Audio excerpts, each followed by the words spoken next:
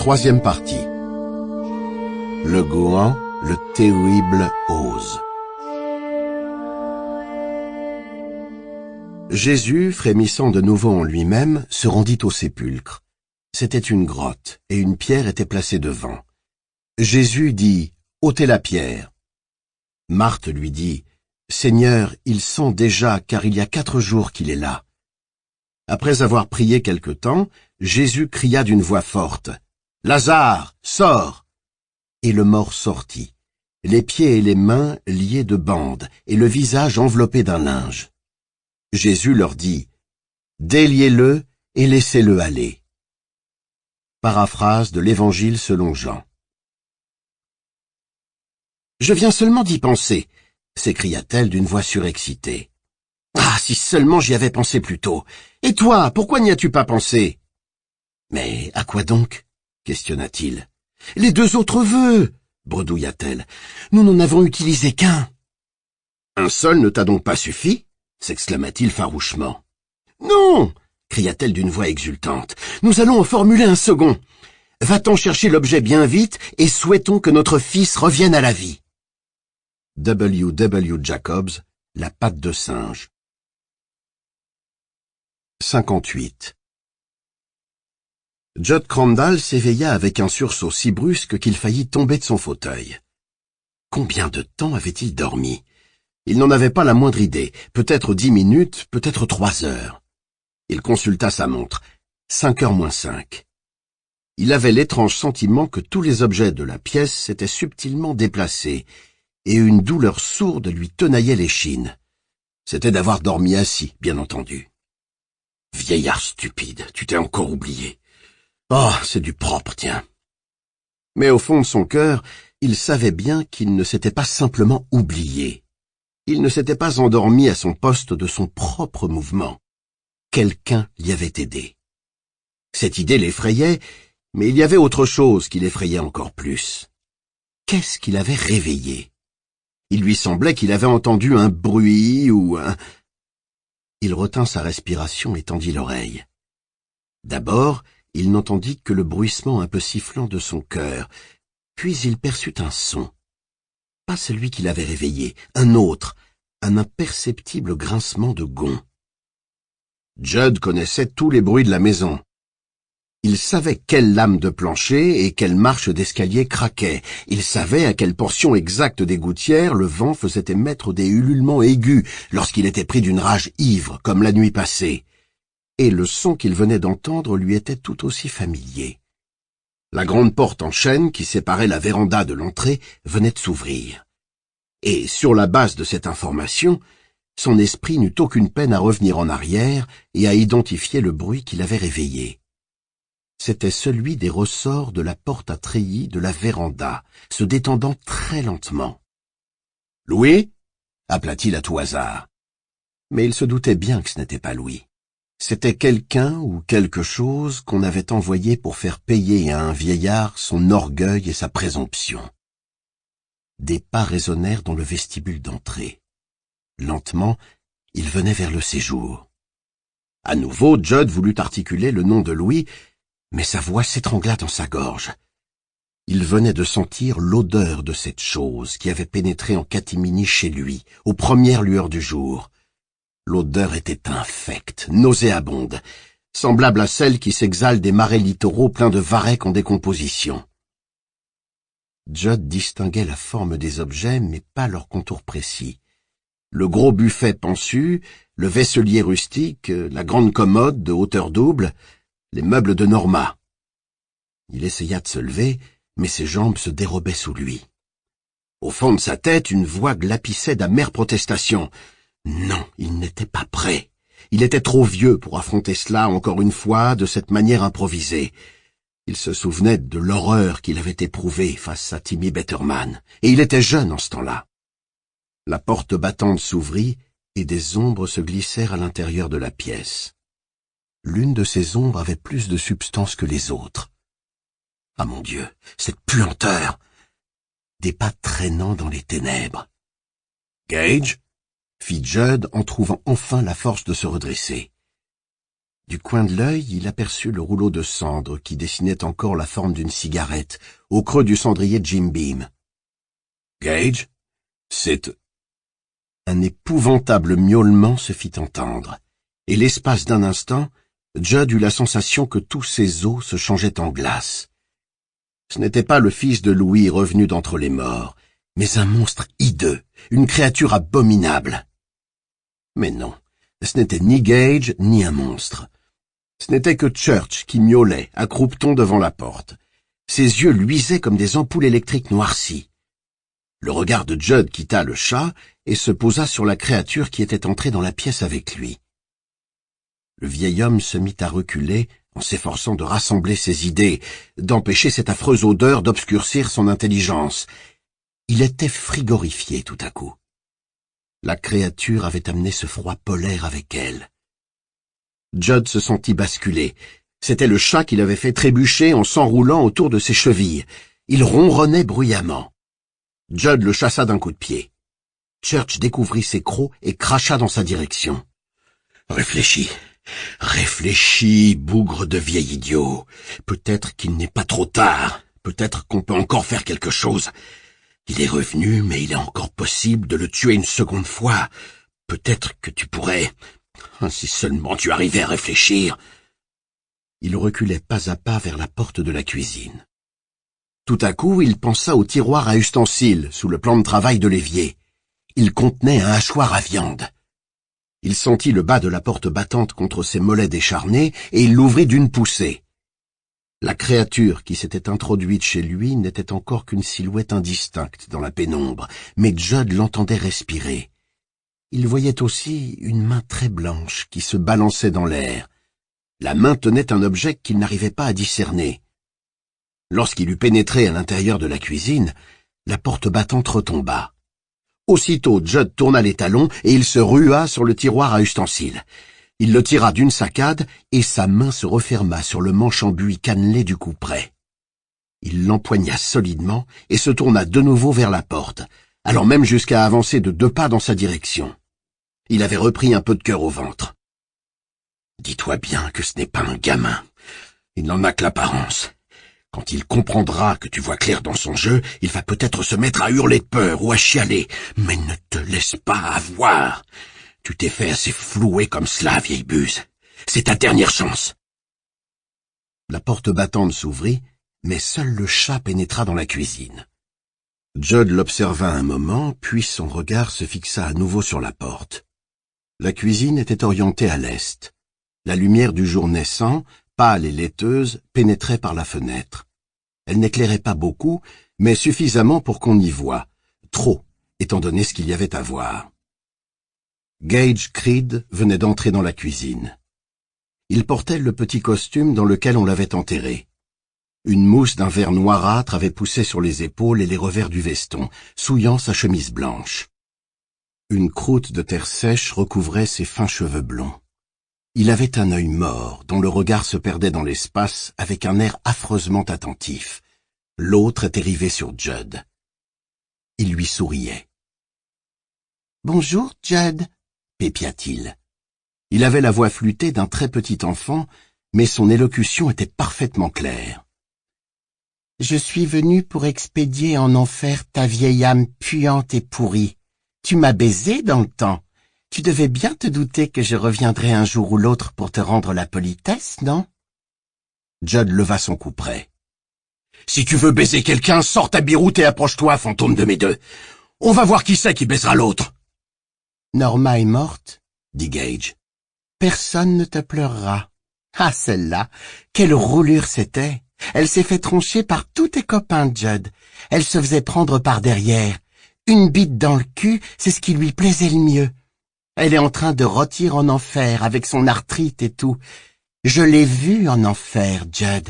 Oui, je l'ai vue. » La créature s'avança lourdement vers Judd. Ses pieds laissaient des traînées boueuses sur le linoléum usé. Elle tendait un bras vers Judd comme pour lui serrer la main, et son autre main était cachée derrière son dos. « Écoute, Judd, » murmura-t-elle. Sa bouche s'ouvrit, découvrant de minuscules dents de lait, et sans que les lèvres remuent, la voix de Norma en sortit. Je me moquais de toi. Tous on se moquait de toi. Ah, qu'est-ce qu'on riait! Arrête ça! Cria Judd. Le couperet tremblait entre ses doigts. Je l'ai fait avec Herc dans notre lit. Je l'ai fait avec George et avec tous les autres. J'étais au courant pour tes putains, mais toi, tu ne savais pas que tu en avais épousé une. Et on riait, Judd. Ah, comme on riait. Je me faisais grimper, et après, on riait. Arrête ça! Hurla Judd. Il se jeta sur la petite créature qui chancelait dans son costume de cérémonie, maculé de moisissures. Et c'est à cet instant précis que le chat fondit vers lui, surgissant brusquement dessous le gros plateau de boucher dans les ombres duquel il était tapi. Il crachait, les oreilles couchées en arrière, et il fit un croc-en-jambe à Judd qui tomba à la renverse. Le couperet lui échappa, ricocha en tournoyant sur lui-même à travers le linoléum bosselé et délavé, rebondit sur la plinthe avec un cliquetis assourdi et disparut sous le réfrigérateur.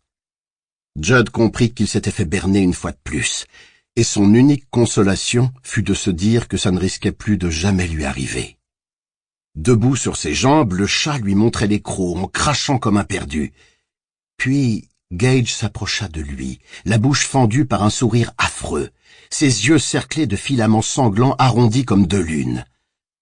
Il sortit sa main droite de derrière son dos, et Judd vit que l'objet qu'il n'était pas arrivé à distinguer lorsque Gage était entré dans le séjour était un des scalpels de Louis. « Oh, d'où Jésus !» articula le vieil homme. Il leva la main droite pour parer le coup, et là, il eut une illusion d'optique, et il se dit qu'il avait la berlue. Il lui semblait que le scalpel se trouvait des deux côtés de sa paume en même temps. Puis un liquide tiède lui dégoûta sur le visage, et il comprit. « Maintenant, c'est moi qui vais te baiser, vieille loque !» gloussa la créature en lui soufflant son haleine méphitique dans la figure.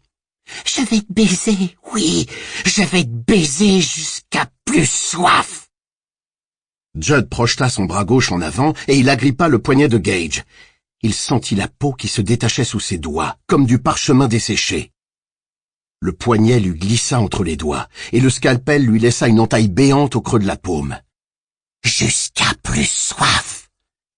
Le scalpel s'abattit encore, et encore, et encore.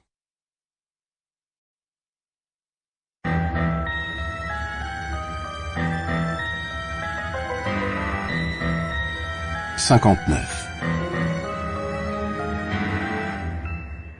Essayez de démarrer à présent, dit le routier qui était penché sur le moteur de la chevette de Rachel. Elle donna un tour de clé et le moteur se mit à rugir. Le camionneur rabattit le capot et il s'approcha d'elle en s'essuyant les mains avec un bandana bleu. Il avait un visage rubicond, ouvert et rieur, et la visière de sa casquette était relevée au-dessus de son front. « Oh, merci, monsieur !» lui dit Rachel les larmes aux yeux. « Sans vous, je ne sais pas ce que je serais devenu. »« Bon, vous savez, même un môme vous aurait arrangé ça en 5 secs, » dit le camionneur. « Évidemment, c'était bizarre comme truc.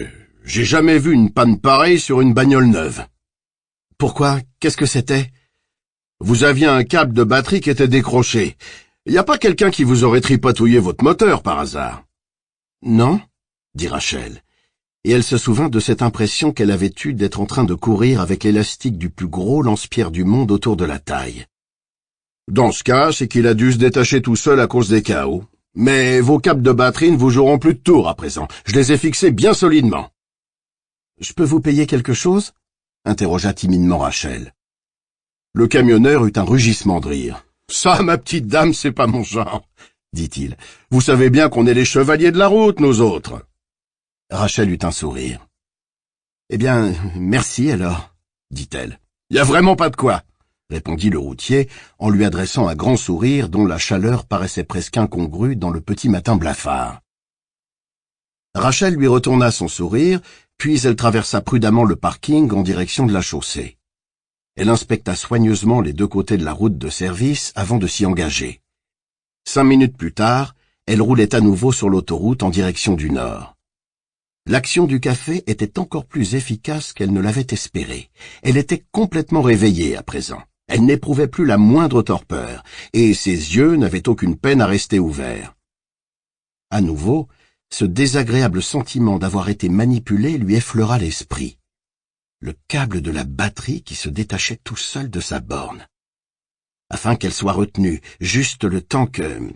Elle éclata d'un rire nerveux. Le temps que quoi, enfin? Le temps que quelque chose d'irrévocable se produise. C'était idiot, complètement ridicule. Néanmoins, le pied de Rachel enfonça machinalement la pédale de l'accélérateur et la petite voiture bondit en avant. À 5 heures, à l'instant précis où Judd essayait de parer les coups d'un scalpel dérobé dans la trousse de médecin de son grand ami Louis Creed, et où Ellie se dressait brusquement dans son lit en hurlant de terreur née d'un cauchemar dont elle n'avait, Dieu merci, gardé aucun souvenir, Rachel sortit de l'autoroute et coupa par Hammond Street, rue qui longeait le cimetière où le cercueil de son fils ne contenait plus désormais qu'une bêche tordue, pour rejoindre le pont de Brewer. À 5h15, elle était sur la route 15 et fonçait vers Ludlow. Elle avait décidé de se rendre directement chez Judd. Ainsi, sur ce point-là au moins, elle tiendrait sa promesse. Du reste, la Civic n'était pas dans l'allée de leur jardin. Elle aurait pu être au garage, évidemment, mais la maison avait un air assoupi, vacant. Rien ne lui suggérait que Louis pût s'y trouver. Rachel vint se ranger derrière le camion à plateforme de Judd, descendit de la chevette et regarda attentivement autour d'elle. Le gazon, couvert d'une rosée abondante, scintillait dans la clarté naissante. Quelque part, un oiseau jeta une trille, puis se tut. Depuis les temps lointains de sa prime enfance, Rachel n'avait eu que rarement l'occasion d'être debout et seule, d'aussi bonne heure, sans avoir une obligation à remplir, et à chaque fois elle avait éprouvé un sentiment de solitude en même temps qu'une sorte d'élan spirituel, qui naissait de sa perception paradoxale du renouveau dans la continuité. Mais ce matin-là, elle ne sentit rien d'aussi clair que cela. Elle n'éprouvait qu'un malaise persistant, dont elle ne pouvait pas uniquement imputer la cause aux 24 heures harassantes qu'elle venait de passer et à son récent deuil. Elle gravit les marches de la véranda et tira la porte à treillis. Elle voulait faire usage du timbre à l'ancienne mode de la porte d'entrée. Cette sonnette, elle l'avait trouvée charmante la première fois qu'elle avait rendu visite au Crandall en compagnie de Louis. C'était un timbre dit cri-cri, avec un bouton en acier nickelé en forme de papillon. On tournait le bouton dans les deux sens et il produisait un carillon sonore, mais harmonieux, qui avait quelque chose de délicieusement suranné. Elle tendit la main vers le bouton de la sonnette, puis ses yeux se posèrent sur le plancher de la véranda, et elle fronça les sourcils. Il y avait des traces boueuses sur le paillasson. Elle se retourna et vit des empreintes de pas qui allaient de la porte à treillis à cette porte-ci. De très petites empreintes, telles qu'auraient pu en laisser des pieds d'enfant. Or, Rachel venait de passer toute la nuit sur la route et il n'était pas tombé une seule goutte de pluie. Du vent, il y en avait eu, ça oui, mais pas de pluie. Elle regarda longtemps les traces de pas, trop longtemps en vérité, et à la fin elle dut se forcer à tendre la main vers le bouton de la sonnette. Elle posa les doigts dessus, puis sa main retomba. C'est une simple appréhension, se dit-elle. J'anticipe simplement le son strident que la sonnette va produire dans ce grand silence. Judd s'est probablement endormi, et le carillon va le réveiller en sursaut. Mais ce n'était pas de cela qu'elle avait peur. Depuis le moment où elle avait commencé à lutter contre cette torpeur écrasante sur la route, une espèce de crainte diffuse s'était installée en elle, et elle ne l'avait pas quittée un instant depuis. Mais à présent, elle éprouvait une peur bien différente, beaucoup plus vive, qui n'avait d'autre objet que ces empreintes de pas. Des empreintes qui étaient de la dimension... Elle s'efforça de repousser cette pensée, mais son esprit inerte et las ne réagit pas assez vite. Des pieds de Gage. Oh, arrête, tu ne peux donc pas t'arrêter? Elle avança la main et tourna le bouton de la sonnette. Le carillon était encore plus sonore que dans son souvenir, mais il n'était pas si harmonieux que ça. Il résonna comme un hurlement étranglé dans le silence. Rachel fit un bond en arrière et éclata d'un petit rire nerveux, absolument dépourvu de gaieté. Elle guetta le pas de Judd, mais rien ne vint. La maison restait plongée dans un complet silence, et Rachel était en train de débattre avec elle-même sur la question de savoir si elle oserait ou non imprimer de nouvelles torsions à ce petit papillon d'acier, lorsque soudain un son lui parvint, venant de l'autre côté de la porte fermée. le dernier auquel elle se fût attendue, même dans ses conjectures les plus fantaisistes. Miaou, miaou, miaou. Church? Fit Rachel, perplexe et éberluée. Elle essaya de distinguer quelque chose à travers les vitres de la porte, mais c'était impossible, bien sûr. Le rideau de plumetis, brodé et posé par Norma, était trop impeccablement ajusté. « C'est toi, Church ?»« Miaou !» Rachel essaya la poignée. La porte n'était pas fermée à clé. Church était assis au milieu du vestibule d'entrée, sa queue sagement enroulée autour de ses pattes. Son pelage était maculé de taches sombres. De la boue, songea Rachel. Puis elle vit qu'un liquide rouge perlait de la pointe des moustaches de l'animal. Church leva une patte et se mit à la lécher, sans cesser de dévisager Rachel. « Judd ?» lança-t-elle, inquiète pour de bon cette fois, en faisant un pas à l'intérieur. Rien. Pas de réponse. La maison baignait dans un silence total. Rachel essaya de réfléchir, mais tout à coup, des images de sa sœur Zelda lui envahirent l'esprit, oblitérant toute espèce de pensée. Elle se rappela ses mains crochues comme des serres, sa manière de se taper la tête contre le mur quand elle était furieuse. Le papier peint au-dessus de son lit était tout lacéré, et sous le papier peint, le plâtre était craquelé, couvert d'éraflures.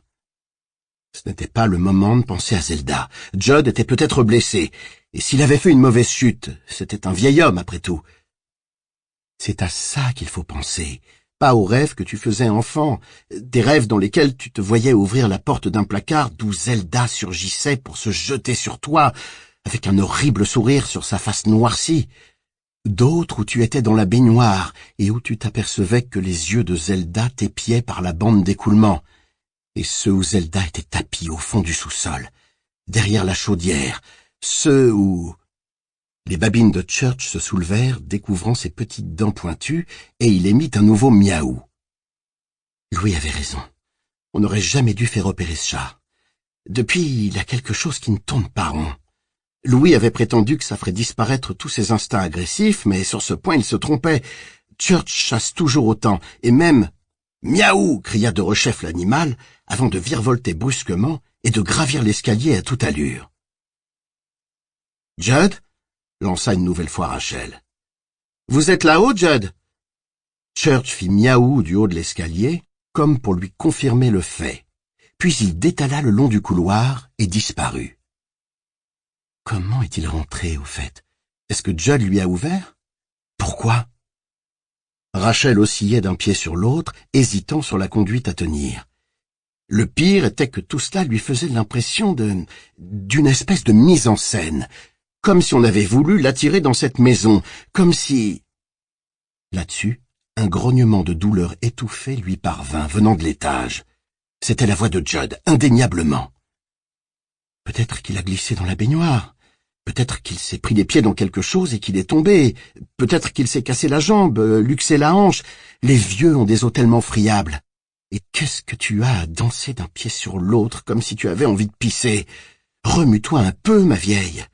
Church avait du sang sur ses moustaches. Du sang! Judd est blessé et toi tu restes là, les bras ballants. Mais qu'est-ce qui te prend, bon Dieu?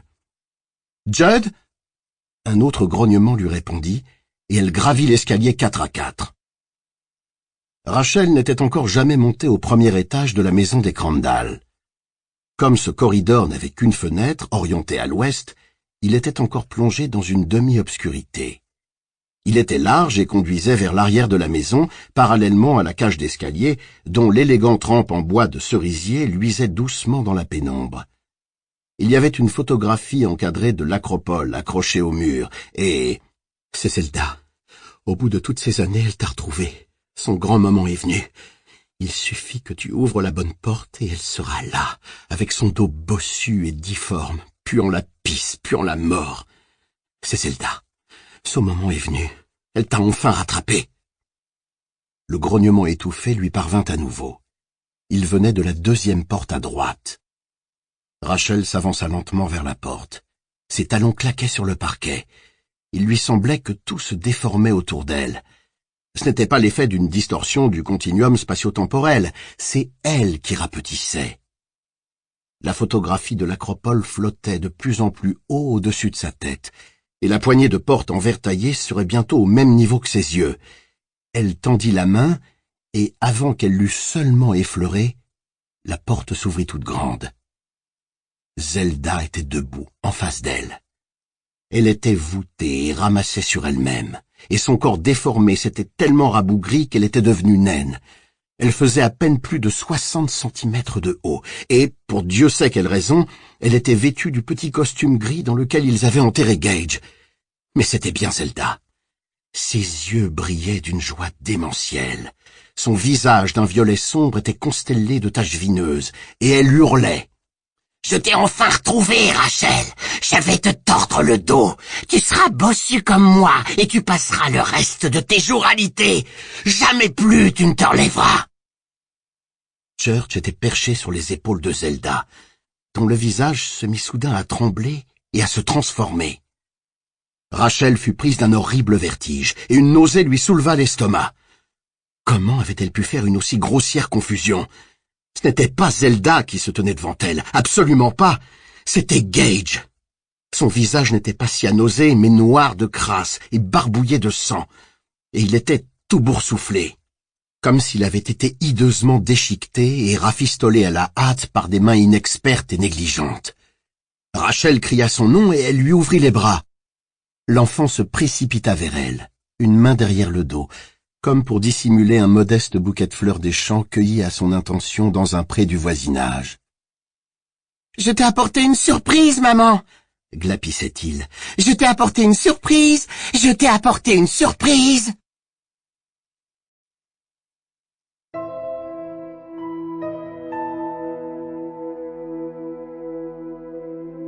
60.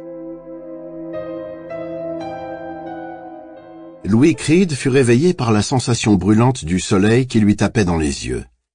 Il essaya de se dresser sur son séant, et le violent élancement de son dos lui arracha une grimace. Mazette, c'était sévère.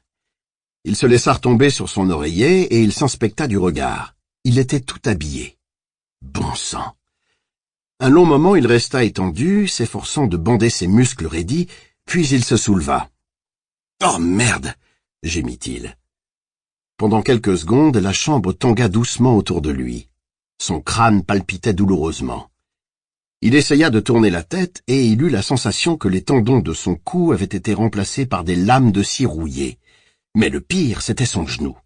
Le Bengay n'avait pas fait le moindre effet. Il aurait dû s'injecter une bonne dose de cortisone. L'enflure soulevait la toile de son pantalon. On aurait dit qu'il y avait un ballon dessous. « Putain, je me suis drôlement bien arrangé », grommela-t-il. « Ah, dis donc, le travail !» Très lentement, il plia son genou blessé afin de s'asseoir sur le bord du lit. Il serrait les lèvres avec tant de force qu'elles en blanchirent. Ensuite, il se risqua à le fléchir un peu, attentif à ce que la douleur lui disait, essayant de décider si c'était vraiment sérieux, s'il ne s'était pas... Gage. Est-ce que Gage est revenu? Cette idée l'électrisa, et il se força à se lever malgré la douleur. Il traversa la pièce en clopinant, sortit dans le couloir et se dirigea vers la chambre de Gage. Il passa la tête à l'intérieur, hagard, ses lèvres tremblantes formant muettement le nom de son fils, mais il n'y avait personne. Il se traîna jusqu'à la chambre d'Ellie, vide aussi, puis gagna la chambre d'Amy, à l'autre bout du couloir. Cette chambre, dont les fenêtres donnaient sur la route, était vide aussi, mais une voiture que Louis ne connaissait pas était garée de l'autre côté de la route, derrière le camion de Judd. Et alors, la présence d'une voiture inconnue chez Judd ne lui disait rien de bon. Louis s'approcha de la fenêtre et souleva le rideau de tulle pour examiner l'auto un peu plus attentivement. C'était une petite voiture bleue, une Chevette. Church était allongé sur le toit, pelotonné sur lui-même, et apparemment il dormait. Louis resta un bon moment à regarder la voiture. À la fin, il laissa retomber le rideau. Bon, Judd avait de la visite, et après? D'ailleurs, il était sans doute trop tôt pour se préoccuper de ce qui risquait ou ne risquait pas d'arriver à Gage. Church n'était revenu qu'aux alentours de 1 heure, et il était à peine 9 heures. 9 heures par une radieuse matinée de mai. Il allait simplement descendre se faire du café. Ensuite, il se mettrait un pansement autour du genou, et comment Church est-il arrivé sur le toit de cette voiture? « Allez, quoi, Louis !» dit-il à voix haute en se traînant vers le couloir. Les chats, ça dort n'importe où, c'est dans leur nature. Oui, mais Church ne traversait plus la route, tu te souviens? Laisse tomber, grommela-t-il en s'immobilisant au milieu de l'escalier, qu'il descendait très lentement, marche après marche, en se cramponnant à la rampe. Il parlait tout seul à présent. C'était mauvais signe. Ça allait... Qu'est-ce que c'était que cette chose que tu as vue dans la forêt la nuit dernière? Cette idée qui avait jailli à brûle-pourpoint dans sa tête lui fit pincer les lèvres comme la douleur de son genou lorsqu'il s'était assis au bord du lit, tout à l'heure. La créature de la forêt, il en avait rêvé. Son image était venue se superposer tout naturellement, avec une facilité effrayante à ses visions de Disney World. Louis avait rêvé qu'elle le touchait, empoisonnant à jamais toutes ses espérances, réduisant à néant toutes ses bonnes intentions. C'était le Wendigo. Et non content de faire de Louis un cannibale, il lui avait fait enfanter des cannibales. En rêve, il s'était retrouvé au cimetière des animaux, mais cette fois, il était en nombreuse compagnie. Bill et Timmy Betterman étaient là. Judd aussi, ou plutôt son fantôme, tenant son chien Spot au bout d'une laisse faite d'un vieux morceau de corde à linge. Zach McGovern était là, avec une grosse chaîne dont l'autre extrémité était passée autour du cou de son taureau, Anrati. Anrati, allongé sur le flanc, lançait autour de lui des regards où brûlait une fureur hébétée. Pour Dieu sait quelle raison, Rachel était avec eux. Apparemment, elle avait fait un dîner un peu mouvementé parce que sa robe était toute éclaboussée de taches rouges, comme si elle s'était aspergée de ketchup ou de gelée de canneberge. Et puis, s'élevant au-dessus du tas d'arbres morts jusqu'à des hauteurs titanesques, avec sa peau de reptile jaunâtre et fendillée, ses yeux comme deux grands fanaux nébuleux et les énormes cornes recourbées qui lui tenaient lieu d'oreille, le Wendigo surgissait, tel un grand saurien né d'une femelle d'homme. Et tandis qu'il tendait désespérément le cou pour essayer d'apercevoir sa face, il pointait vers eux son immense doigt, corné et griffu. « Arrête !» murmura Louis, et le son de sa propre voix lui arracha un frisson.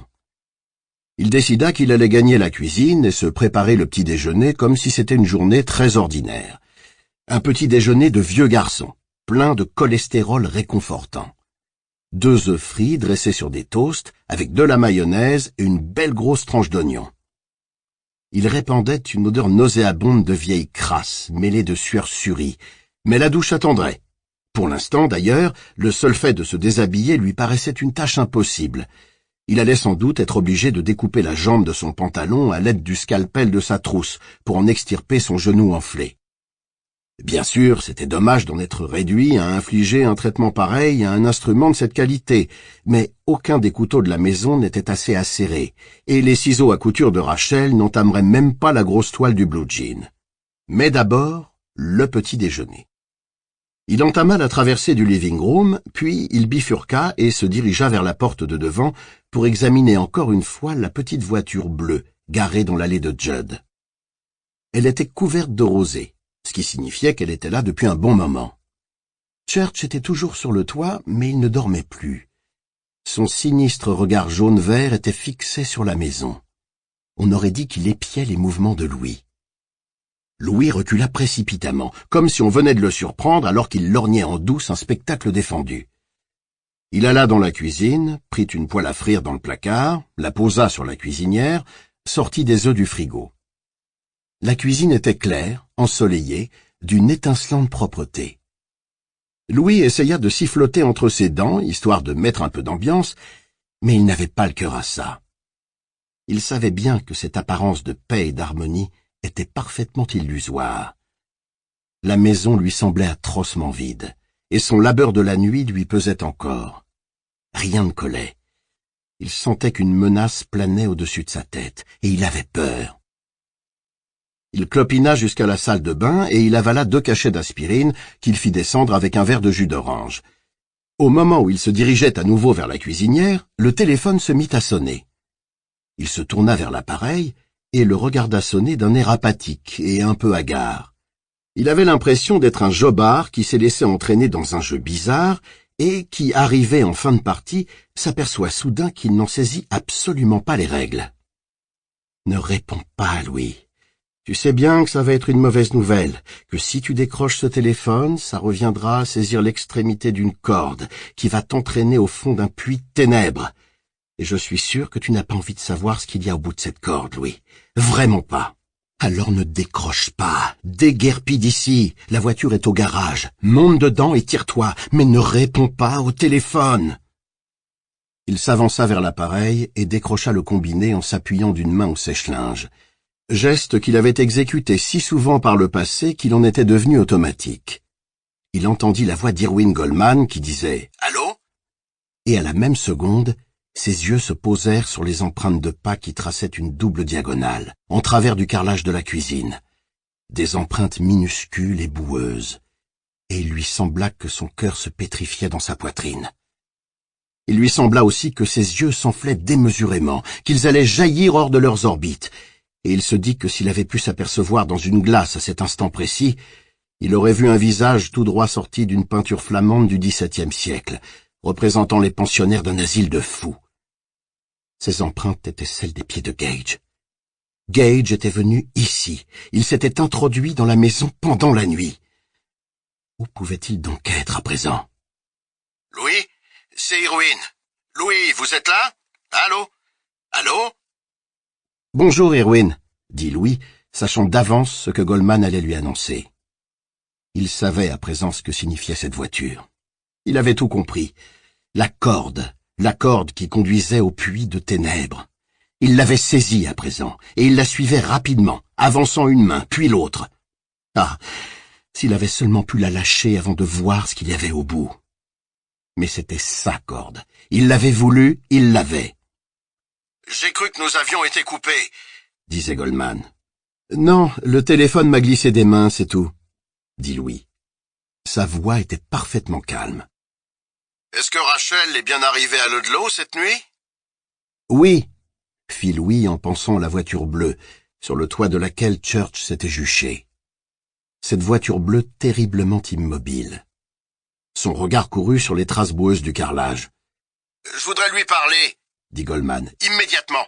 C'est au sujet d'Eileen. »« Ellie? Pourquoi? Qu'est-ce qu'elle a? » ?»« Vraiment, je crois que c'est Rachel qui... » « Rachel est sortie, » coupa Louis d'une voix sèche. « Elle est allée acheter du pain et du lait. Qu'est-ce qui est arrivé à Ellie? Vous allez me le dire, oui? » « Nous avons dû l'emmener à l'hôpital. » lâcha Irwin à contre-cœur. « Elle a fait un cauchemar, ou peut-être toute une série de cauchemars. Elle était dans un état de totale hystérie. Il n'y avait plus moyen de la calmer. Elle... Est-ce qu'on l'a mise sous sédation? Hein? Un somnifère, dit Louis d'une voix impatiente. Est-ce qu'on lui a donné un somnifère? Ah oui, bien sûr. Ils lui ont donné un cachet et elle s'est rendormie. Elle vous a dit quelque chose? Elle vous a dit ce qu'il avait terrorisé comme ça? Demanda Louis en serrant le combiné avec tant de force que ses jointures blanchirent. À l'autre bout de la ligne, il y eut un silence. Très long. Malgré toute l'envie qu'il en avait, Louis se garda bien cette fois de brusquer Goldman. « C'est justement ce qui a fait tellement peur à Dory, » dit enfin Irwin. « Eileen a beaucoup parlé avant de se mettre à pleurer si fort qu'on ne comprenait plus ce qu'elle disait. Un véritable déluge de paroles. Dory en était elle-même au bord de... Enfin, vous voyez, quoi. » Qu'est-ce qu'elle a dit? Elle a dit que le grand, le terrible Oz avait tué sa mère. Sauf qu'elle ne le prononçait pas exactement comme cela. Elle disait le Gouan, le terrible Oz, à la façon de notre fille aînée, à la façon de Zelda. Je vous assure, Louis, j'aurais 1000 fois préféré poser cette question à Rachel.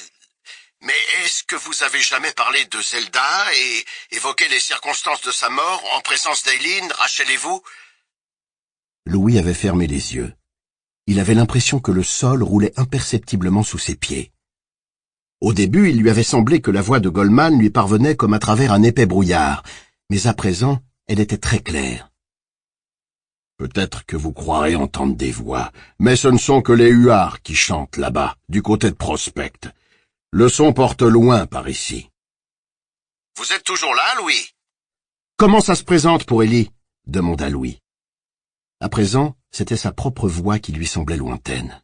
« Vous croyez qu'elle sera vite sur pied? Qu'est-ce que le médecin a avancé comme pronostic? »« Ils ont dit que c'était un choc nerveux à retardement, » expliqua Goldman. « Le contre-coup de la mort de Gage. J'ai fait examiner Eileen par le docteur Latrobe, mon médecin personnel. J'ai toute confiance dans son jugement. D'après lui, ce n'est rien de grave. Elle est un peu fiévreuse, mais à son réveil, elle ne se rappellera probablement de rien.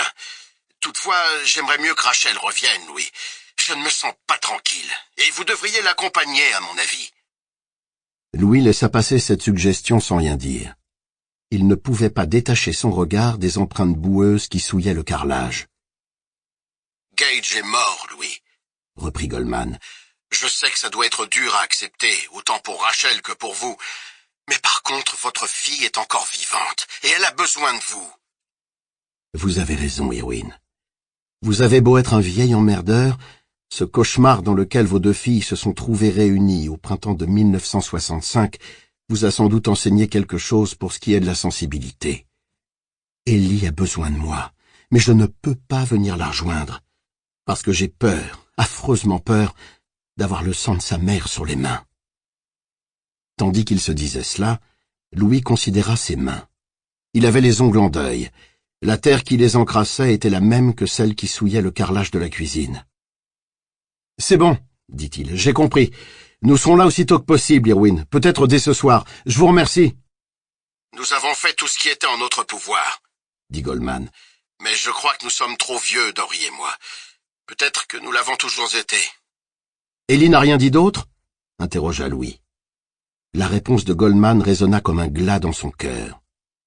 Elle a baragouiné des tas de phrases sans queue ni tête. Je n'en ai saisi qu'une seule. Paxco dit qu'il est trop tard. Après avoir raccroché, Louis se dirigea à nouveau vers la cuisinière, complètement hébété, sans trop savoir s'il voulait faire cuire les œufs ou les remettre au frigidaire. Arrivé à mi-chemin, une faiblesse le prit, un voile gris s'abattit sur ses yeux, et il s'affaissa vers le sol avec une lenteur extrême. Il lui sembla que sa chute durait une éternité. Il tombait en tourbillonnant à travers des nuées vaporeuses, et il eut la sensation d'exécuter au ralenti toute une série de mouvements d'acrobatie aérienne. Looping, Immelman, tonneau, double boucle. Là-dessus, son genou blessé entra en contact avec le carrelage. Une douleur fulgurante lui vrilla le crâne, et il reprit connaissance en poussant un grand cri. L'espace d'un instant, il resta paralysé, accroupi à quelques centimètres au-dessus du sol, de grosses larmes jaillissant de ses yeux. Il parvint enfin à se redresser. Il oscillait légèrement sur ses jambes, mais ses idées étaient à nouveau parfaitement claires, et c'était l'essentiel, pas vrai? L'envie de fuir le reprit une dernière fois, plus forte que jamais.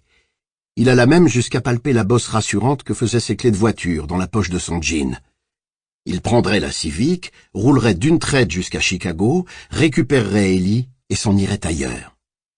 Bien entendu, à ce moment-là, Goldman aurait inévitablement compris qu'il se passait quelque chose de très grave, mais il lui prendrait tout de même sa fille, quitte à la kidnapper au besoin. Puis sa main retomba, abandonnant les clés. Son impulsion l'avait subitement fui. Ce n'était pas qu'il se sentit découragé, coupable ou désespéré.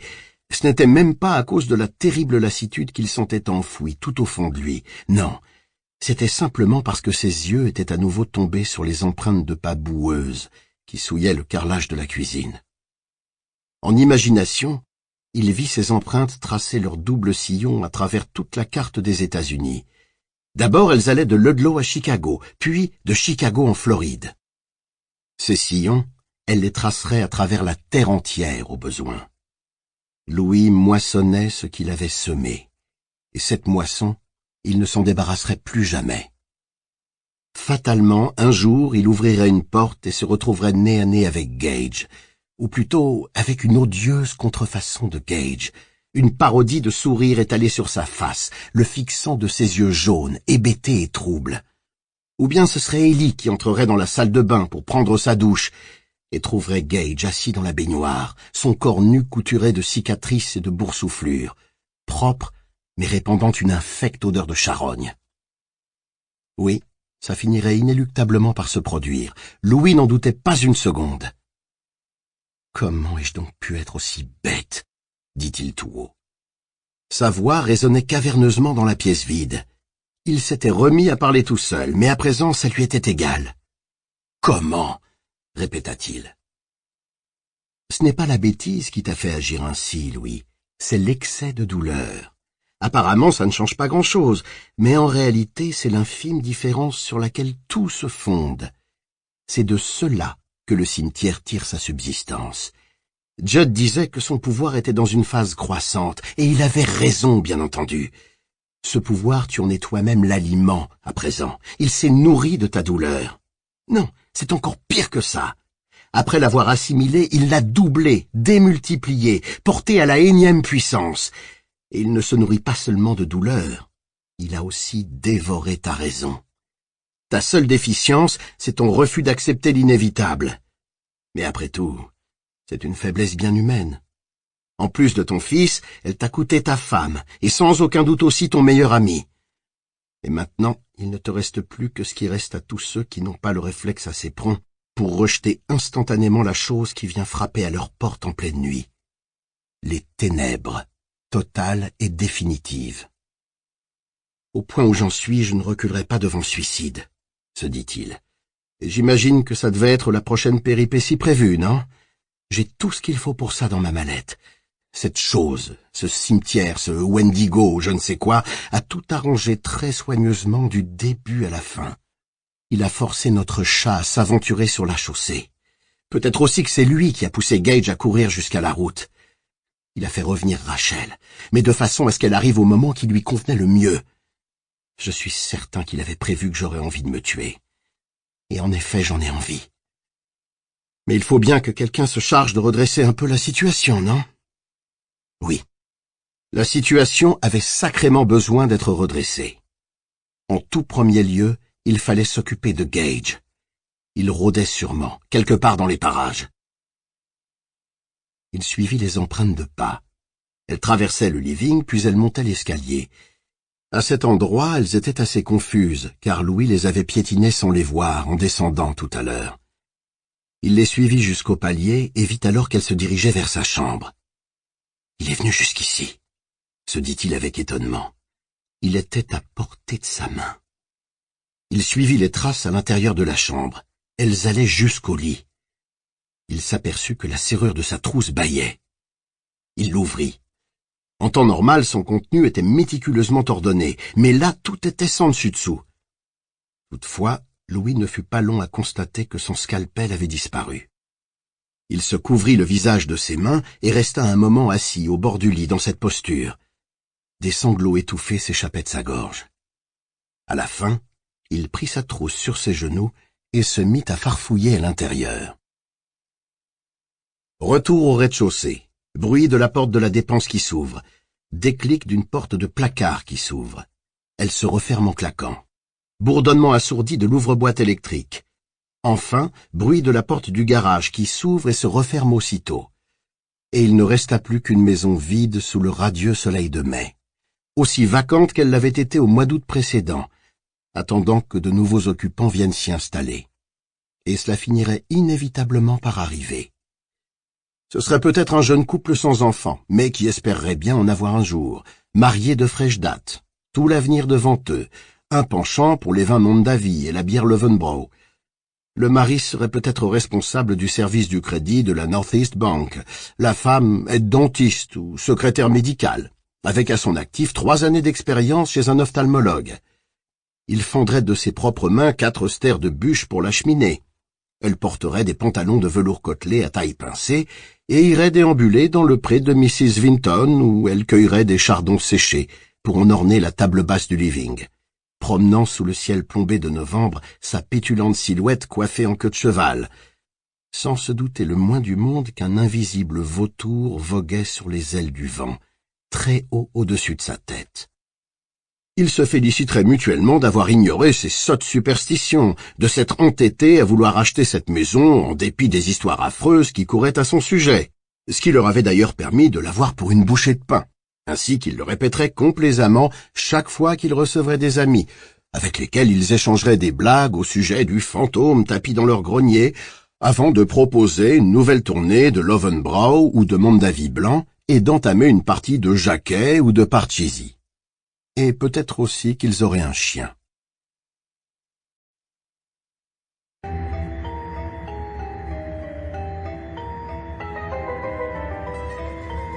« 61. Louis s'arrêta sur le bas-côté de la route pour laisser passer un tonitruant camion d'engrais de l'Orinco. Ensuite, il mit le pied sur la chaussée et se dirigea vers la maison de Judd, suivi par son ombre qui s'allongeait derrière lui et à sa gauche. Il tenait à la main une boîte de pâté pour chat ouverte.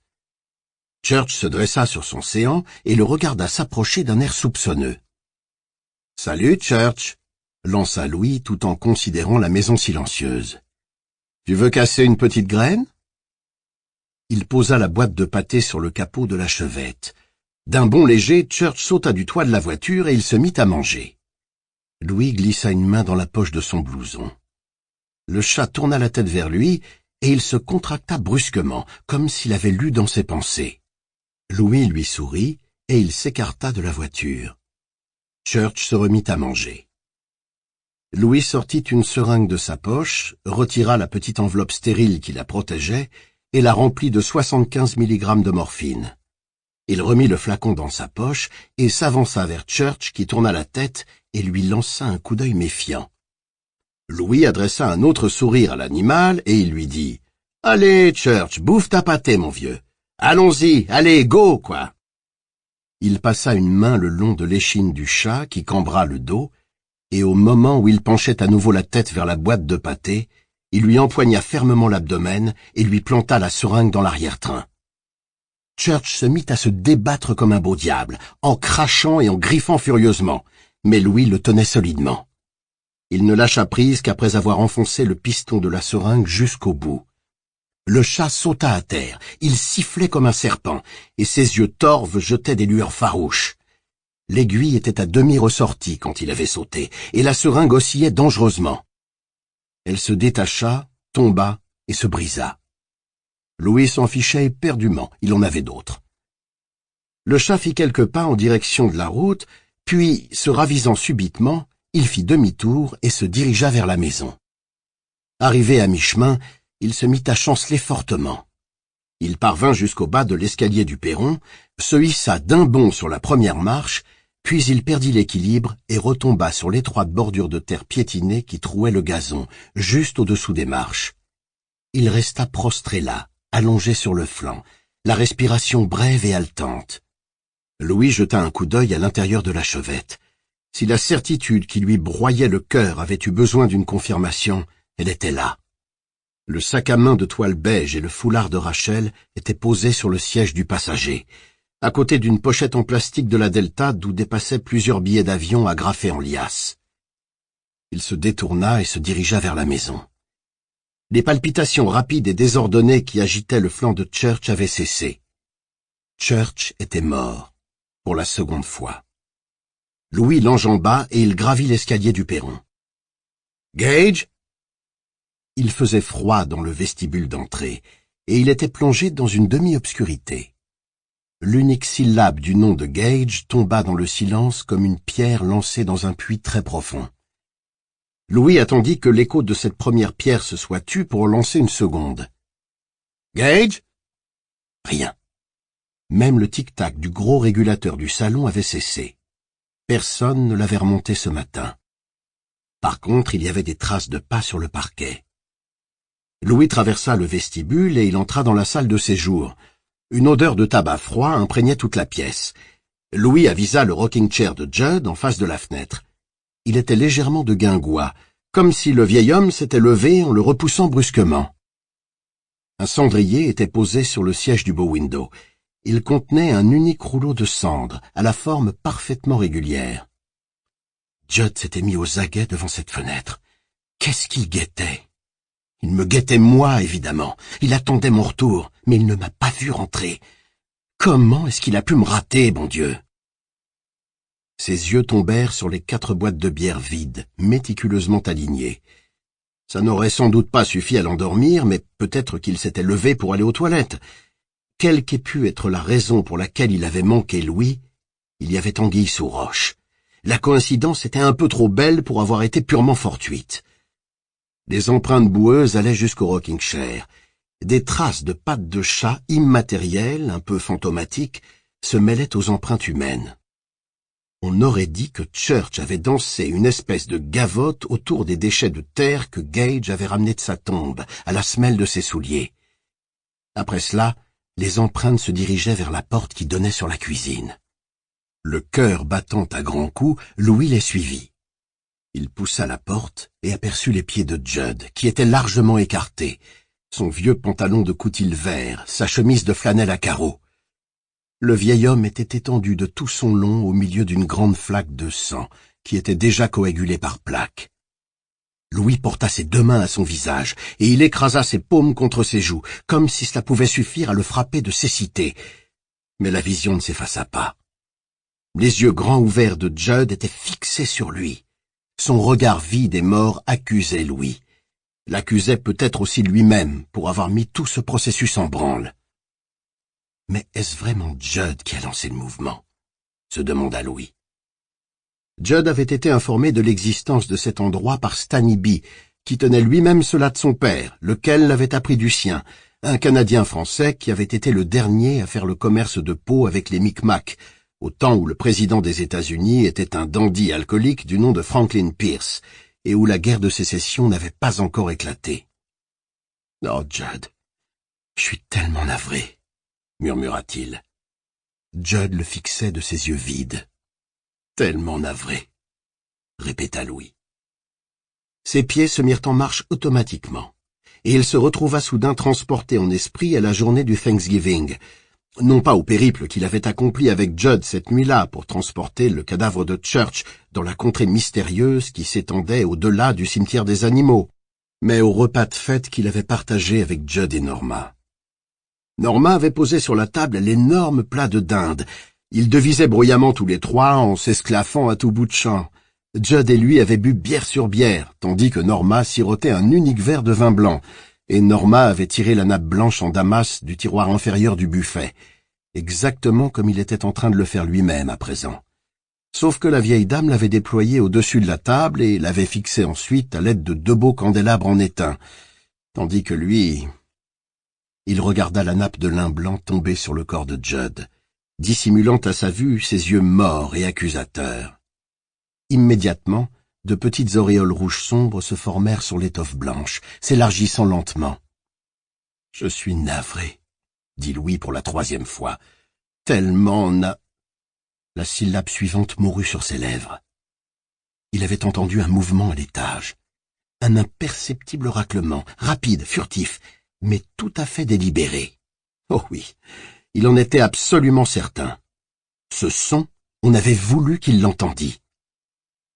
Ses mains eussent volontiers tremblé, mais il les en empêcha. Il s'approcha de la table de la cuisine, sortit 3 autres seringues hypodermiques de la poche de son blouson, les débarrassa de leurs emballages de papier translucide et les aligna soigneusement sur la toile cirée à carreaux rouges et blancs. Ensuite, il sortit 3 autres flacons de morphine et remplit les 3 seringues. À présent, elles contenaient chacune une dose de morphine qui aurait suffi à terrasser un cheval, ou même Anrati le taureau, le cas échéant. Il remit les seringues dans sa poche, sortit de la cuisine, traversa le séjour et s'arrêta au pied de l'escalier. « Gage !» Un bref ricanement lui parvint des ténèbres de l'étage. Un petit rire froid et sans gaieté qui lui fit passer un frisson dans le dos. Il monta. Il mit un temps fou pour arriver au sommet de cet escalier. Il imagina ce que devait éprouver un condamné à mort effectuant l'interminable, quoique effroyablement courte, escalade d'un échafaud, les mains ligotées dans le dos, sachant qu'il pisserait dès qu'il ne pourrait plus siffler. Il aborda enfin le palier, une main enfoncée dans sa poche, les yeux fixés droit devant lui. Il resta là, debout, le regard perdu dans la contemplation du mur nu. Combien de temps? Il n'aurait su le dire. Il sentait sa raison qui l'abandonnait, bribe à bribe. C'était une vraie sensation, très concrète, vraiment intéressante. Il se dit qu'un arbre pris dans une chape de glace au cours d'un blizzard terrible devait éprouver sensiblement la même chose, quelques secondes avant de s'abattre. C'était curieux, vraiment, et même, ça avait un côté assez rigolo. « Gage, tu veux venir en Floride avec papa ?» De nouveau, le ricanement étouffé se fit entendre. Louis tourna la tête et il aperçut sa femme, à qui il avait apporté un jour une rose entre ses dents, étendue, morte, au milieu du corridor. Elle avait les pieds en éventail, comme Judd. Sa tête et ses épaules étaient appuyées à la cloison. La tête faisait un angle bizarre. Elle avait l'air d'une femme qui s'est endormie en lisant, assise dans son lit. Il s'avança vers elle. « Bonjour, ma chérie, » songea-t-il. « C'est gentil d'être venu me retrouver. » Des éclaboussures sanglantes dessinaient des formes absurdes sur le papier peint à fleurs. On l'avait poignardé à coups répétés. 10 fois, 20 fois, c'était impossible à dire. Et c'était son scalpel qui avait fait ce sale travail. Tout à coup, il vit Rachel. Il la vit vraiment. Louis Creed se mit à hurler comme un damné. Ses hurlements se répercutaient d'un mur à l'autre, et leurs échos stridents roulaient à travers les pièces vides de cette maison où n'habitait plus que la mort. Les yeux exorbités, le visage livide, les cheveux hérissés sur la tête, il hurlait. Le son qui s'échappait de sa gorge était assourdissant, comme toutes les cloches de l'enfer sonnant ensemble, et ces terribles cris discordants ne sonnaient pas le glas de son amour, mais celui définitif de sa raison. Toutes les images atroces qui s'étaient imprimées dans sa mémoire tourbillonnaient ensemble dans sa tête. Victor Pascoe, râlant sur la moquette de l'infirmerie. Church revenant avec des lambeaux de plastique vert accrochés à ses moustaches.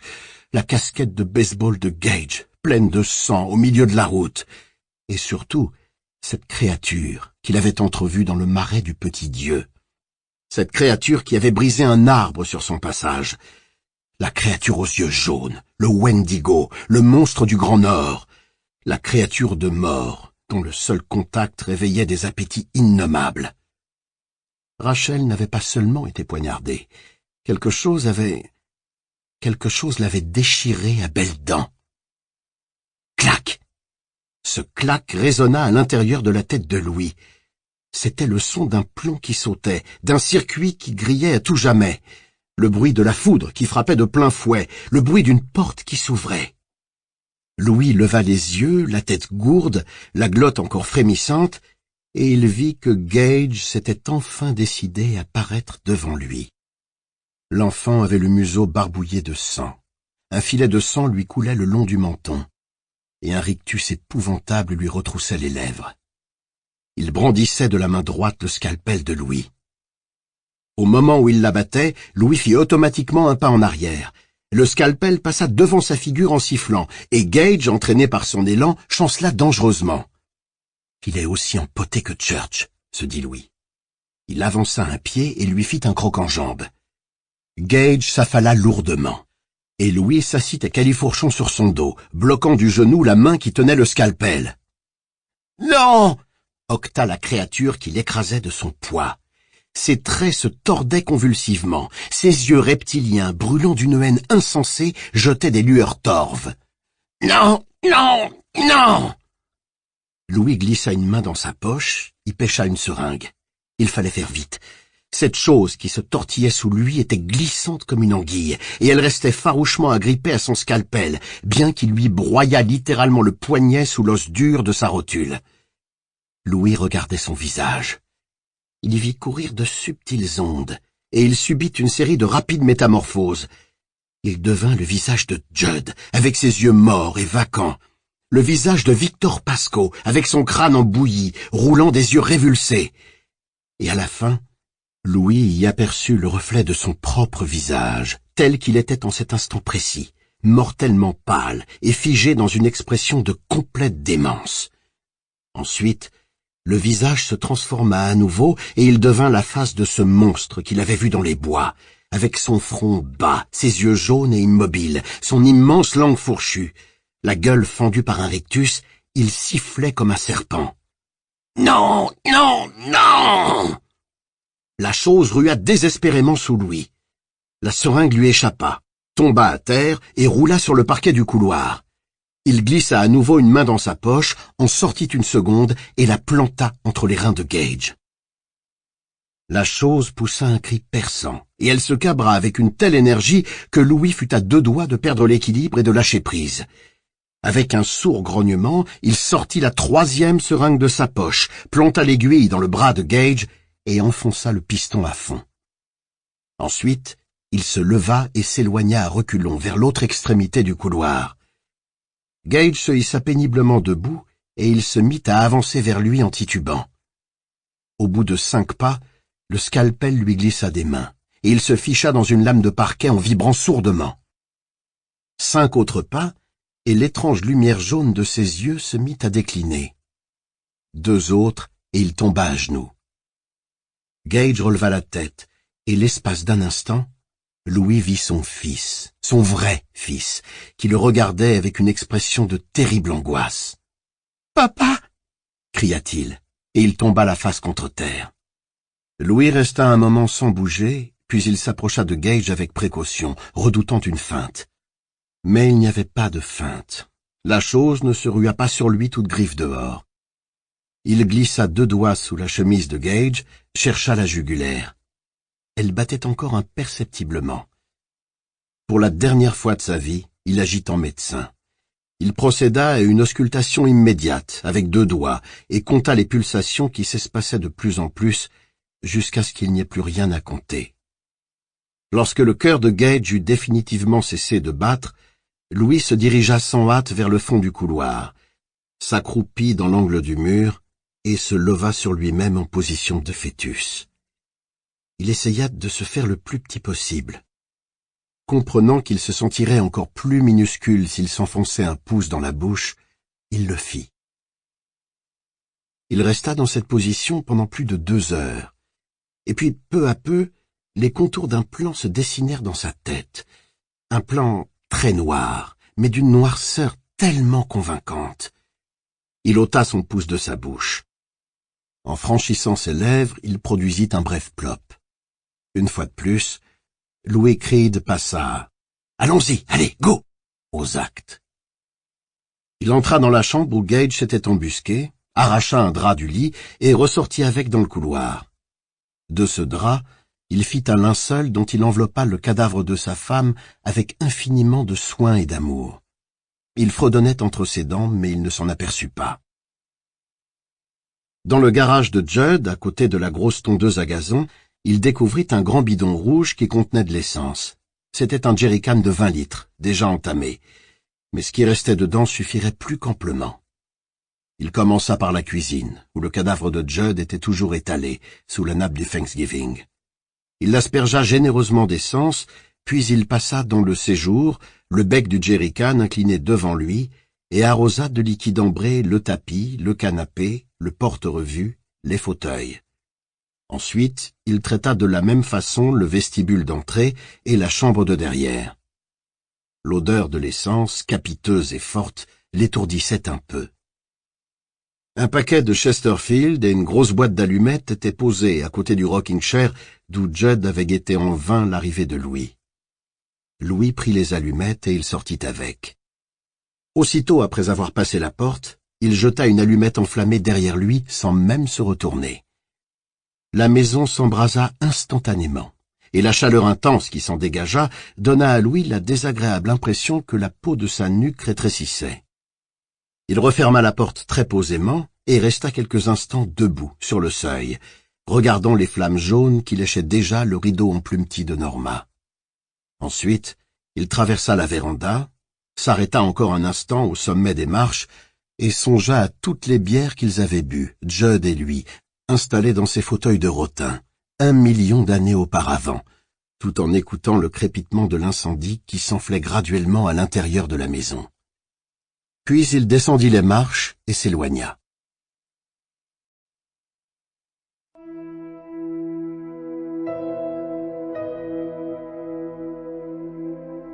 « 62. Au moment où il débouchait du dernier virage avant la maison de Louis, Steve Masterton aperçut la fumée. Elle ne venait pas de chez Louis, mais de la maison de ce vieux Zig qui habitait juste en face, de l'autre côté de la rue. Steve Masterton avait décidé de venir faire un tour à Ludlow ce matin-là parce qu'il se faisait du souci pour Louis. Énormément de soucis. Joan Charlton lui avait parlé du mystérieux coup de fil de Rachel, et depuis, il n'arrêtait pas de se demander où pouvait bien être Louis, et ce qu'il pouvait bien fricoter. Son inquiétude était mal définie, mais néanmoins de l'espèce rongeante, et il savait qu'il ne se sentirait pas tranquille aussi longtemps qu'il ne serait pas allé à Ludlow pour s'assurer que tout allait bien, ou pas trop mal, les circonstances étant ce qu'elles étaient. Le beau temps printanier avait vidé l'infirmerie comme par enchantement, et Surendra avait dit à Steve qu'il n'avait qu'à y aller, qu'il se débrouillerait très bien sans lui. Steve Masterton avait donc enfourché sa Honda, qu'il avait libérée le week-end précédent du garage où il l'avait séquestré tout l'hiver, et il avait mis le cap sur Ludlow. Peut-être qu'il avait poussé la moto un peu plus qu'il n'aurait dû, mais son inquiétude le taraudait sans arrêt, accompagnée d'une absurde intuition qui lui soufflait qu'il était déjà trop tard. C'était complètement idiot, bien sûr, mais il éprouvait au creux de l'estomac une sensation en tout point analogue à celle qui lui était venue l'automne précédent, juste avant la subite péripétie de la mort de Pasco. À ce moment-là aussi, il avait eu le sentiment oppressant qu'une affreuse fatalité allait s'abattre, totalement imprévue et absolument sans appel. Steve Masterton n'était pas, loin s'en fallait, enclin à la religion. Il avait même été membre de la Société des libres penseurs au cours de ses 2 premiers semestres de collège, et ne l'avait quitté que sur l'insistance de son conseiller d'études qui lui avait expliqué, en privé et le plus officieusement du monde, bien sûr, que cela risquerait de compromettre ses chances de décrocher la bourse dont il aurait besoin pour achever ses études de médecine. Mais il subissait, comme n'importe qui, ces subtiles variations des rythmes biologiques qui passent ordinairement pour des prémonitions.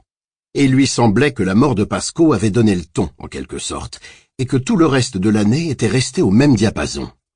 Cette année n'avait été qu'une longue suite de calamités. 2 membres de la famille de Surendra s'étaient retrouvés en prison dans leur pays pour une histoire politique, et Surendra lui avait expliqué qu'il y avait de fortes chances pour que l'un des 2, un oncle qu'il chérissait beaucoup, y ait laissé sa peau. En lui racontant cela, Surendra s'était mis à pleurer, et en voyant des larmes sur le visage ordinairement si serein du médecin indien, Steve avait senti une peur affreuse lui nouer l'estomac. La mère de Charlton avait subi une mastectomie radicale, et la coriace infirmière-chef estimait que les chances de survie de la vieille dame étaient des plus réduites. Depuis la mort de Victor Pasco, Steve avait assisté à un total de 4 enterrements. Celui de sa belle-sœur, tuée dans un accident de la route, celui d'un de ses cousins, mort électrocuté à la suite d'une fanfaronnade d'ivrogne. Il avait parié avec des compagnons de beuverie qu'il arriverait à grimper jusqu'au sommet d'un pylône de transformateur, celui d'un de ses grands-pères, et, bien entendu, celui du petit garçon de Louis. Il avait beaucoup d'amitié pour Louis, et il voulait être sûr qu'il ne lui était rien arrivé de fâcheux.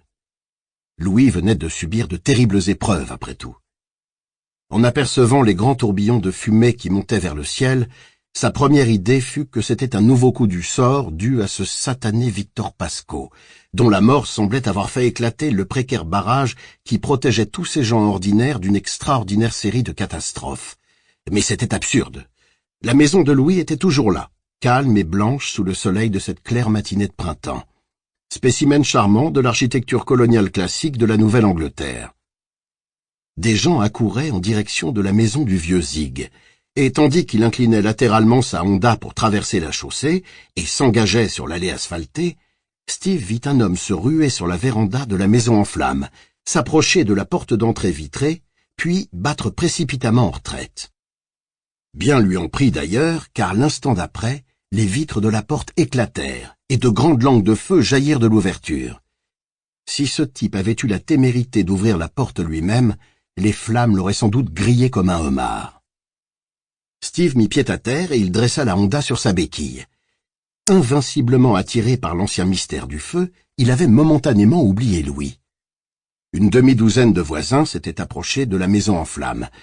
Excepté le candidat héros, qui était encore sur la pelouse, tous restaient à une distance respectueuse. Les vitres des fenêtres qui donnaient sur la véranda explosèrent à leur tour. Des éclats de verre s'éparpillèrent dans l'air en tournoyant. Le candidat héros baissa la tête et prit ses jambes à son cou. Des flammes jaillirent des fenêtres éclatées et léchèrent la paroi du fond de la véranda en tâtonnant comme de longs doigts flexibles. La peinture blanche se couvrit instantanément de grosses cloques suintantes. Un des fauteuils de rotin se mit à fumer, puis il s'embrasa comme de l'étoupe. Par-dessus le crépitement assourdissant de l'incendie, Steve entendit la voix du candidat héros qui glapissait à tue-tête, avec des accents absurdement joviaux. La baraque est foutue, c'est sûr. Si Judd est là-dedans, il est bon comme la romaine. 100 fois, j'y ai dit de faire attention à ne pas mettre du bois créosoté dans sa cheminée. Steve ouvrit la bouche pour héler les badauds et leur demander si quelqu'un avait songé à appeler les pompiers, mais à cet instant précis, il perçut de lointains ululements de sirènes. Apparemment, on les avait appelés et ils arrivaient en force. Mais le candidat héros avait raison. La maison était fichue.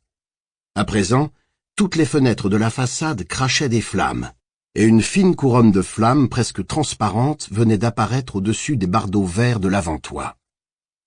Steve se souvint brusquement de Louis, et il se retourna. Mais Louis ne devait pas être là, sinon il aurait été attiré hors de chez lui par l'incendie, comme ses voisins.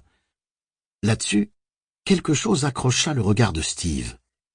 Derrière l'allée asphaltée qui faisait le tour de la maison de Louis s'étendait un assez grand pré qui escaladait un flanc de coteau en pente douce. Les jeunes herbes de printemps étaient déjà hautes, mais Steve discernait tout de même le tracé d'un sentier aussi soigneusement tondu et entretenu qu'un links de golf. Il gravissait le flanc de coteau en sinuant et allait se perdre dans les bois très verts et très touffus qui barraient l'horizon de leurs denses rideaux. Quelque chose remuait à l'endroit où le vert tendre de l'herbe sauvage rejoignait le vert plus sombre des arbres, et c'est ce mouvement qui avait attiré le regard de Steve Masterton. Il avait aperçu brièvement une tache d'un blanc étincelant qui s'était immédiatement perdue dans l'ombre des bois. Malgré la brièveté de sa vision, il lui sembla qu'il avait vu un homme qui marchait avec un grand paquet blanc dans les bras. C'était Louis, lui affirma son esprit avec une assurance péremptoire et totalement irrationnelle. C'était Louis et il faut que tu le rattrapes, parce qu'il est arrivé un truc très moche, et qu'il va arriver sous peu un truc encore plus moche si tu ne l'arrêtes pas. Il était debout à l'entrée de l'allée de la maison des Creed, hésitant sur la conduite à tenir, dansant d'un pied sur l'autre, perplexe, oscillant. « Dis donc, mon petit Steve, mais tu es mort de trouille !» En effet, il était mort de trouille, et sans aucune raison, mais il y avait quelque chose d'attirant. Oui, ce sentier qui sinuait à flanc de coteau et s'enfonçait probablement dans les bois au-delà du pré avait quelque chose d'attirant. Il devait bien mener quelque part, pas vrai? Oui, forcément, tous les chemins mènent quelque part, et ce n'est pas toujours à Rome. Louis, pense un peu à Louis, espèce d'andouille. C'est pour le voir que tu es venu jusqu'ici, rappelle-toi. Tu ne t'es pas trimballé jusqu'à Ludlow pour aller crapahuter dans les bois. « Qu'est-ce que t'as trouvé, Randy ?» cria la voix du candidat héros. Sa voix de tête, à laquelle l'excitation conférait une intonation faussement joviale, portait loin. La réponse de Randy fut partiellement couverte par le vacarme grandissant des sirènes de pompiers, mais Steve la saisit tout de même. « Un chat crevé !»« Il est cramé ?»« Non, » dit Randy, « même pas roussi. Crevé, c'est tout. » Comme si cet échange de propos qui lui était parvenu depuis l'autre côté de la rue avait quelque chose à voir avec ce qu'il avait aperçu, ou cru apercevoir à la limite de la forêt, l'esprit de Steve revint implacablement sur son idée. C'était bien Louis qu'il avait vu. Et tout à coup il partit au petit trot, laissant l'incendie derrière lui, remonta l'allée asphaltée et s'engagea sur le sentier. Le temps d'arriver à la lisière de la forêt, il était en nage, et il s'enfonça avec soulagement dans les ombres fraîches du sous-bois. Une odeur piquante et agréable de pin et d'épinettes, de résine et d'écorce lui envahit les narines. Aussitôt qu'il eut pénétré dans la forêt, il se mit à courir à fond de train, sans trop savoir ce qui le poussait à galoper, sans trop savoir non plus pourquoi son cœur s'était mis à battre à coups redoublés. Il hahannait, et sa respiration faisait un bruit de soufflet. Il allongea encore l'allure à partir de l'endroit où le sentier devenait raidillon, s'émerveillant de ce tracé aussi bien nivelé que celui d'une piste de stade. Mais lorsqu'il passa sous le portique d'entrée du cimetière des animaux, il marchait simplement très vite, et une pointe douloureuse lui vrillait le flanc juste au-dessous de l'aisselle.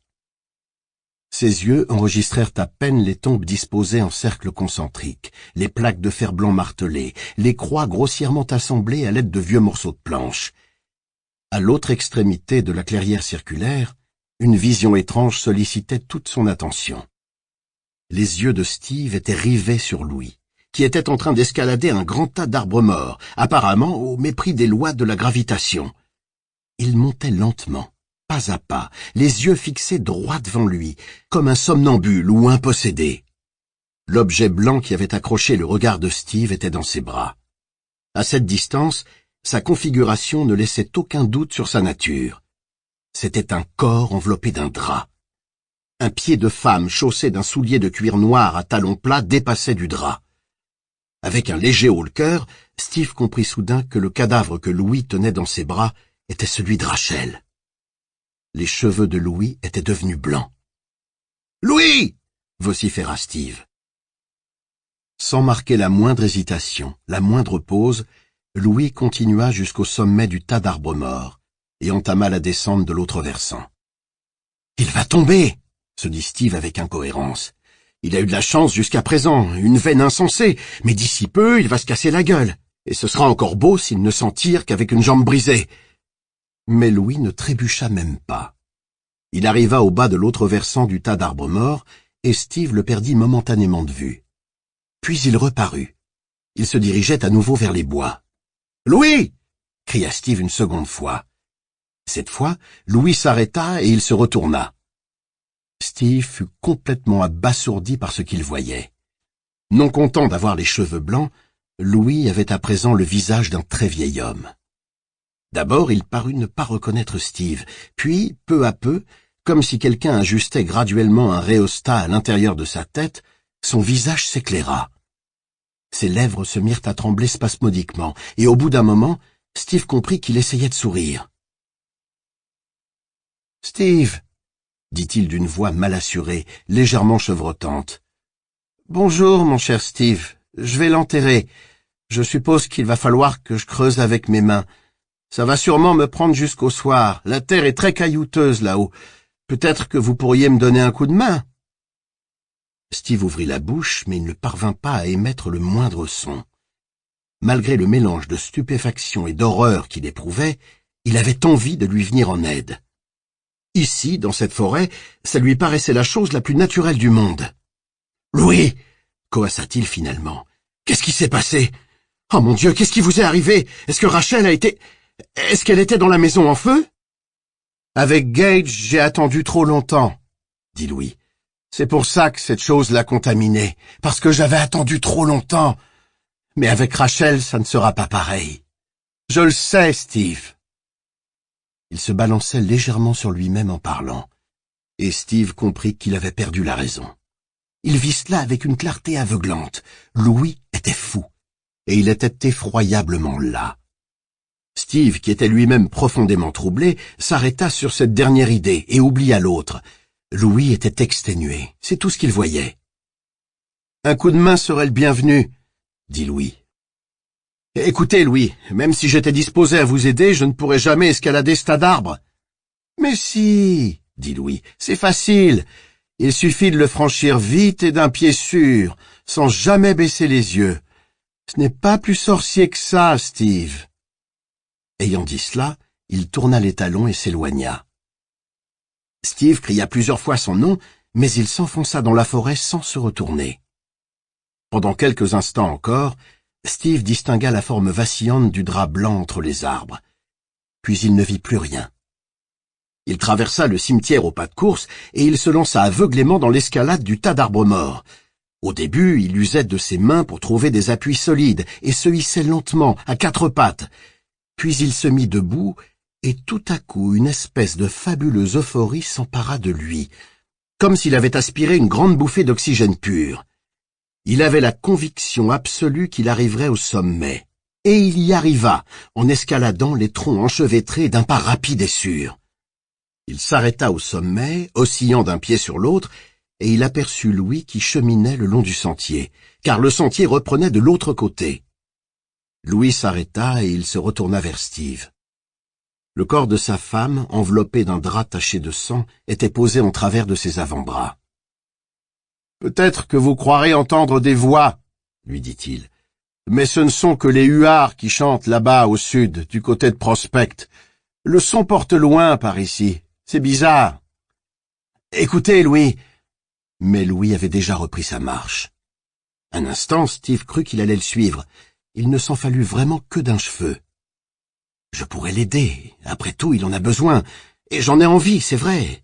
Oui, c'est vrai, parce que je sens bien qu'il y a anguille sous roche et que j'aimerais bien savoir ce que tout ça cache. J'ai l'impression que c'est très important, voilà. Il y a un secret là-dessous, un mystère. Et là-dessus, une branche céda sous ses pieds. Elle se rompit avec un claquement sec. Et tout à coup, Steve fut brusquement ramené à l'endroit où il se trouvait et à ce qu'il était en train de faire.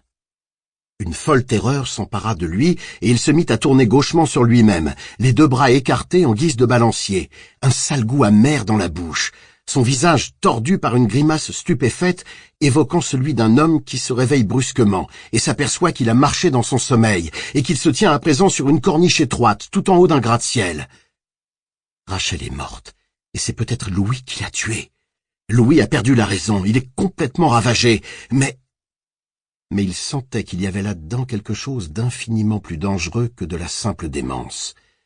On aurait dit qu'un gigantesque aimant était enfoui quelque part au fond de ces bois, et qu'il exerçait une attraction magnétique sur une part de son cerveau, l'attirant invinciblement vers l'endroit où Louis était en train d'emmener Rachel.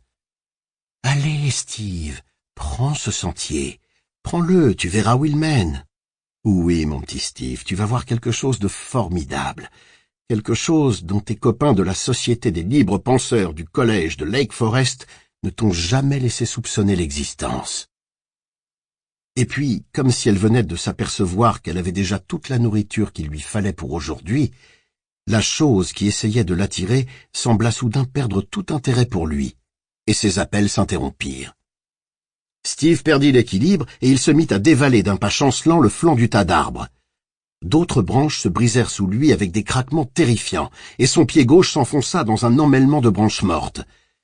Sa chaussure de tennis s'accrocha dans des échardes pointues, et au moment où il retirait son pied, il les sentit s'enfoncer dans sa chair. Il eut un sursaut désespéré, et plongea la tête la première vers le sol du cimetière des animaux, évitant d'extrême justesse de s'empaler sur un morceau de planche déchiquetée qui lui aurait perforé l'estomac comme un rien. Il se remit péniblement debout et regarda autour de lui, complètement éberlué, en se demandant ce qui avait bien pu lui arriver. Mais est-ce qu'il lui était vraiment arrivé quelque chose? Déjà, il lui semblait que tout cela n'avait été qu'un rêve. Et puis, du fond de la forêt qui se dressait de l'autre côté du tas d'arbres morts, une forêt si dense et si touffue que même par une journée de grand soleil, les sous-bois baignaient dans une pénombre glauque et opaque, un ricanement caverneux s'éleva. Il tremblait et grondait comme le tonnerre. Steve n'osait même pas imaginer la taille que pouvait avoir la créature qui émettait un son pareil. Il prit ses jambes à son cou. Sa tennis déchaussée le faisait boiter, mais il ne s'arrêta pas pour la remettre en place. Il aurait voulu hurler, mais sa gorge n'émettait aucun son. Il courait toujours lorsqu'il arriva en vue de la maison de Louis, et il s'échinait encore à expulser de sa poitrine le cri qui était resté coincé lorsqu'il parvint enfin à faire démarrer sa moto, et partit en trombe sur la route 15. Il évita d'extrême justesse une voiture de pompiers venue de Brewer qui se dirigeait vers la maison des Crandall. Sous le gros casque de motard dont il s'était coiffé, ses cheveux étaient dressés tout droit sur sa tête. Lorsqu'il se retrouva dans son 2 pièces d'Orono, il avait déjà pratiquement tout oublié de sa visite à Ludlow. Il appela le service de santé de l'université, annonça à Charlton qu'il était malade, avala un somnifère et se mit au lit. Steve Masterton ne devait jamais vraiment se souvenir des événements de cette journée, sauf dans ses rêves les plus profonds, ceux qui ont lieu pendant les petites heures du matin. Dans ses rêves, il sentait que quelque chose d'immense et de ténébreux l'avait frôlé, quelque chose qui avait tendu une main monstrueuse pour le toucher et l'avait retiré à l'ultime seconde. Une créature dont les grands yeux jaunes luisaient obscurément, comme 2 fanaux enfumés. Parfois, Steve se réveillait de ses cauchemars en poussant des cris perçants, les yeux exorbités, et dans ces moments-là, il se disait « Vous croirez peut-être entendre des voix, mais ce ne sont que les huards qui chantent là-bas, du côté de Prospect. Le son porte loin par ici, c'est bizarre. » Mais il n'arrivait jamais à se souvenir d'où lui venaient ces étranges pensées, et il n'avait pas la moindre idée de ce qu'elles pouvaient signifier. L'année suivante, il prit un poste à Saint-Louis, à l'autre bout du pays. Entre le moment où il avait vu Louis Creed pour la dernière fois et celui où il partit pour le Missouri, Steve ne remit pas une seule fois les pieds à Ludlow.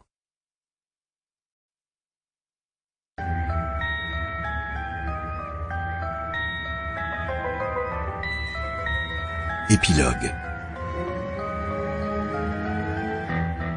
Les policiers arrivèrent vers la fin de l'après-midi. Ils questionnèrent Louis, mais sans manifester de suspicion particulière. Les cendres étaient encore chaudes, on ne les avait même pas ratissées. Louis répondit consciencieusement à toutes leurs questions, et ils parurent satisfaits de ses réponses. Par bonheur, leur conversation se déroulait à l'extérieur, et Louis portait un bonnet. S'ils avaient vu ses cheveux blancs, ça leur aurait peut-être mis la puce à l'oreille. Ça n'aurait pas été bon du tout. Il avait mis ses gants de jardinage, et là aussi ça valait mieux. Il avait les mains esquintées, pleines de sang. Ce soir-là, il se mit à faire des patiences qui l'entraînèrent jusque bien après minuit. Au moment où il étalait une nouvelle fois les cartes sur la table, il entendit la porte de derrière qui s'ouvrait.